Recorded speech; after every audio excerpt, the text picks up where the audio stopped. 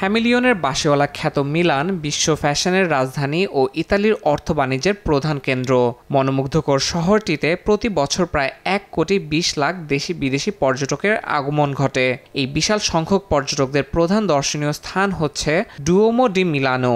শহরের কেন্দ্রস্থলে Duomo cathedral গির্জাটি বিশ্ববিখ্যাত স্থাপত্য, যার নির্মাণ কাজ 1386 সালে শুরু হয়ে প্রায় 600 বছর পর 1965 সালে শেষ হয়।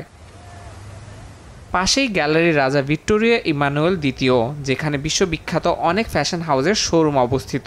দুপা এগোলে পিয়াসা স্কালায় লিওনার্দো দা ভিঞ্চির ভাস্কর্য এবং লিওনার্দো দা ভিঞ্চি মিউজিয়াম। মাত্র 2 ব্লক দূরে অবস্থিত পিয়াসা কাস্তেল্লো ও প্রাচীন রাজবাড়ি। পর্যটকদের সুবিধার জন্য এসব এলাকায় গড়ে উঠেছে শত শত হোটেল, মোটেল, রেস্টুরেন্ট, ক্যাফে ও বার, যেখানে কর্মরত আছেন হাজারো প্রবাসী বাংলাদেশি। মিলানো ডোমো একটা পর্যটক এলাকা, দেখার জন্য প্রতিদিন হাজার হাজার দর্শক, হাজার হাজার পর্যটক এখানে আসে।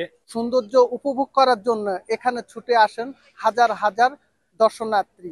আর এটাকে কেন্দ্র করে এখানে স্থাপিত হয়েছে বিভিন্ন শপিং মল থেকে রেস্টুরেন্ট সহ যাবতীয় সব টুরিস্টদের জন্য। ডুওমো ডি মিলানো ক্যাথেড্রাল গির্জাটি পৃথিবীর অন্যতম বড় ও আকর্ষণীয় স্থাপত্য, যা তৈরি হতে সময় লেগেছে প্রায় 600 বছর। পাশের গ্যালারির ফ্লোর বিরল মার্বেল পাথর দিয়ে তৈরি এবং ছাদ কঠিন কাচ দিয়ে সাজানো। প্রতিদিন হাজার হাজার দেশি বিদেশি পর্যটক এখানে ভিড় করেন। মিলানে প্রায় 30,000 বাংলাদেশি প্রবাসী বসবাস করছেন। সুযোগ পেলেই তারা পরিবার নিয়ে ডুওমোতে ভ্রমণ করেন। কর্মব্যস্ত শহরটিতে ছুটে আসে মানুষ বুক ভরে শ্বাস নিতে এবং চোখ ভরে সৌন্দর্য উপভোগ করতে। ডুওমো ডি মিলানো ভ্রমণ কেন্দ্র হিসাবে জনপ্রিয় হওয়ায় প্রতিদিনই বৃদ্ধি পাচ্ছে দেশি বিদেশি পর্যটকদের সংখ্যা, যার ফলে সমৃদ্ধ হচ্ছে ইতালির অর্থনীতি। সময় সংবাদ, ইতালি।